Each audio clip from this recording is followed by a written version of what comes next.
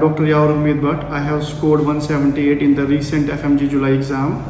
I have done my MBBS from Sumy State University, Ukraine. मेरी जो journey रही ये मैंने यूक्रेन से स्टार्ट हुई मेरे कॉलेज के दौरान। तो मैंने एक सीनियर से पूछा था कि एक ऐप के बारे में, तो मैंने वो ऐप खरीद ली। उस ऐप में रिकॉर्डेड वीडियोस थे, तो उस ऐप पे जो रिकॉर्डेड वीडियोस थे उसका कोई शेड्यूल नहीं था। तो जब मन करता था मैं वो करता था, वो सब्जेक्ट उठाता था कोई, वो मेरा एक वीडियो देखता था, फिर मैं बोर हो जाता था। तो मैं नोट्स देखता था, उनके 500 पेज होते थे, 600 पेज होते थे, तो मेरा मन नहीं करता था उनको करने का। तो फिर मैं बहुत कंफ्यूज रहता था हमेशा। तो फिर उसके बाद मैंने क्या किया, उसका रैपिड रिवीजन शुरू किया। उस रैपिड रिवीजन में सारा सुपरफिशियली था, कुछ समझ नहीं आता था मेरा कि क्या करूँ, बहुत ज़्यादा कंफ्यूज हो गया था मैं। तो उस रैपिड रिवीजन से भी मेरा कोई फ़ायदा नहीं हुआ। टेस्ट दिए मैंने, टेस्ट में स्कोर नहीं आता था, मुश्किल से 100 स्कोर आता था। वो भी मतलब बहुत कंफ्यूजिंग था सारा सिस्टम, मतलब कुछ समझ नहीं आता क्या चल रहा है, टेस्ट कैसे दे रहा हूँ मैं। कोई गाइडेंस वाला भी नहीं था, अपनी मर्जी से वीडियो देखो, कोई बोलने वाला भी नहीं था। मैंने इस FMG की जर्नी में ये चीज़ सीखी है। तो क्या करना है आपको, क्या चीज़ें करनी है आपको। सबसे पहले आपको क्लास रोज़ जाना है। जैसे कि मैं डैम्स में रोज़ क्लास जाता था, तो क्लास में 4 दिन क्लास होती थी हमारी। तो क्लास 4 दिन के बाद हमारा टेस्ट होता था, उस टेस्ट को मैं देता था। और उस टेस्ट में जैसे फॉर एग्जाम्पल कोई गलती हो गई, जैसे गायनी का टेस्ट दे दिया मैंने, तो मेरी जो गलतियाँ होती थी, हमेशा मेरी गलती होती थी कंट्रासेप्शन या लेबर, ये टॉपिक्स मेरे गलत होते थे। तो मैं इन टॉपिक्स को लिखता था अपनी रॉन्ग डायरी में। जैसे कि दीप्ति मैम अपने टॉप बोलती है कि रॉन्ग डायरी बनाओ, तो मैंने वो वैसे ही किया कि मैंने जितने भी मेरे टॉपिक्स उस टेस्ट में गलत होते थे मैं लिखता था। और एंड तक जितने भी हमारे टेस्ट हुए, मोस्टली मेरे को हर सब्जेक्ट में 50 टॉपिक्स बन गए। तो मैं इन लास्ट के महीने में इन्हीं टॉपिक्स को रिवाइज किया, बार बार रिवाइज करता था मैं इन टॉपिक्स को। तो ये मेरी मतलब स्ट्रेंथ रही। जो भी मैं ग्रैंड टेस्ट देता था, उस ग्रैंड टेस्ट में जो गलती होती थी वो लिखता था और उन्हीं को बार बार ठीक करता था अपनी गलतियों को। मैं नोट से पढ़ता था। सारी प्रॉब्लम्स को फेस करना पड़ा हमें। स्टार्टिंग में कोविड हुआ, उसके कोविड के बाद ही वॉर हुआ वहाँ पर यूक्रेन में। तो उस वॉर के दौरान हम बहुत ज़्यादा डिस्टर्ब हो गए। जितनी भी पढ़ाई की थी, नोट्स बनाए थे, वो वहाँ पे ही छोड़ने पड़े। तो हम इंडिया आए, बहुत ज़्यादा डिस्टर्ब थे। अब समझ नहीं आ रहा था कि कैसे अपनी जर्नी कंटिन्यू करें। फिर उस दौरान मुझे डैम्स के बारे में पता चला, तो मैंने डैम्स ज्वाइन किया। यहाँ पे मैं सुमेर सर से मिला, दीप्ति मैम से मिला। उन्होंने मुझे गाइड किया कि अपनी जर्नी को कैसे कंटिन्यू करना है, आपको FMG की स्टडी कैसे करनी आगे। इन्होंने मुझे बहुत अच्छे से गाइड किया। तो मैंने स्टार्टिंग में क्लासेस लगाई यहाँ पे, तो मैंने क्लासेस अच्छे से करी।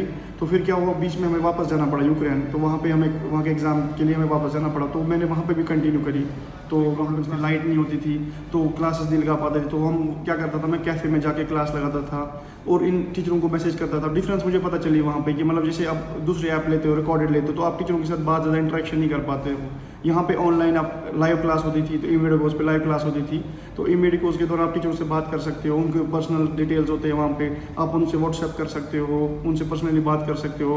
इस जर्नी में मेरे को मनीष सर ने बहुत हेल्प करी, ऑफ्था के टीचर है, उनसे बात करता था मैं पर्सनली। 1-1 घंटा भी बात करते थे मेरे साथ, वो मुझे गाइड करते थे। दीप्ति मैम को मैं मैसेज करता था, कोई भी डाउट होता था, कभी भी मैसेज करता था, उसके आधे घंटे में मुझे मैसेज, जब भी उनको फ्री टाइम होता था मुझे रिप्लाई करते थे। कभी भी मुझे कोई डाउट होता था, मेरे को हर एक डाउट मेरा सॉल्व होता था। मेरे टेस्ट में स्कोर भी अच्छा आने लग गया था। तो यूक्रेन से वापस आने के बाद मैंने डैम्स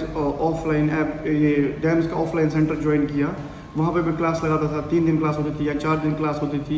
और उसके बाद मैं क्या करता था, इनका एक गोट एडिशन होता है ई-मेडिकोस में, वहाँ पे पर्सनली हर टॉपिक वाइज क्वेश्चन होते हैं। उन टॉपिक वाइज क्वेश्चन के नीचे एक्सप्लेनेशन, वीडियो एक्सप्लेनेशन भी होते हैं। उससे मेरे को बहुत बेनिफिट हुआ। इनके PYQ का बाप ने मुझे बहुत हेल्प करी है। PYQ के बाप में क्या होता है कि हर नीट PG के, FMG के, INICT, UPSC कोई भी एग्जाम हो इंडिया का, वहाँ पे क्वेश्चन भी है, उनकी वीडियो एक्सप्लेनेशन भी है। उससे मेरे को बहुत हेल्प हुई। और एग्जाम के 2-3 दिन पहले भी मैंने वही PYQ का बाप जो है उसको ही रिवाइज किया, बार बार क्वेश्चन। उसमें मेरे को डायरेक्ट क्वेश्चन भी एग्जाम में बहुत सारे आए।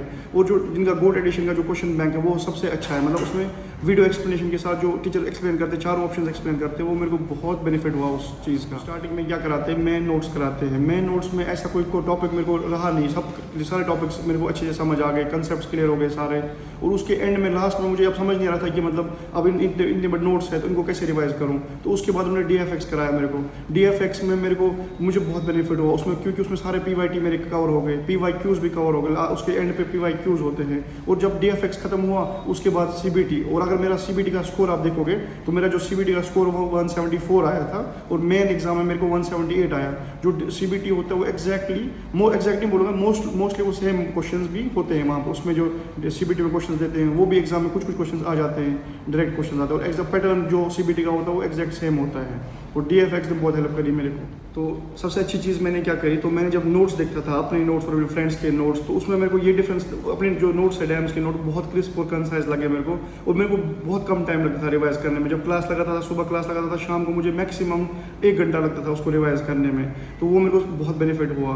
और मैं जो भी जैसे कोई भी टीचर जो पढ़ाता है उन्हीं की यूट्यूब पे वीडियो देखता था, या ई मेडिकोस पे PY उन्हीं का सब कुछ करता था। फैकल्टी के पढ़ाने का तरीका है वो, उससे मेरे को बहुत हेल्प हुई। उनने जो पढ़ाने का तरीका जो है वो क्लिनिकल ओरिएंटेड है, उससे मेरे को एग्जाम में भी हेल्प हुई और एग्जाम के बाहर भी हेल्प हुई। तो जैसे मेरे को कोई रिलेटिव कोई कुछ पूछता था तो मैं उनको जवाब दे पाता था, मुझे बड़ा अच्छा लगता था उसको जवाब देने में। और एट लास्ट में डैम्स की फैकल्टी के साथ साथ डैम्स की जो टीम है उन्होंने मेरे को मेरी एडमिशन से लेकर क्लासरूम तक हर टाइम मेरी हेल्प करी है, और उनको मैं थैंक यू कहना चाहता हूँ। क्लास में मैं हमेशा सर से सुनता था कि अपना टाइम अपन खुद लाएगा, और फाइनली मैं अपना टाइम ले आया।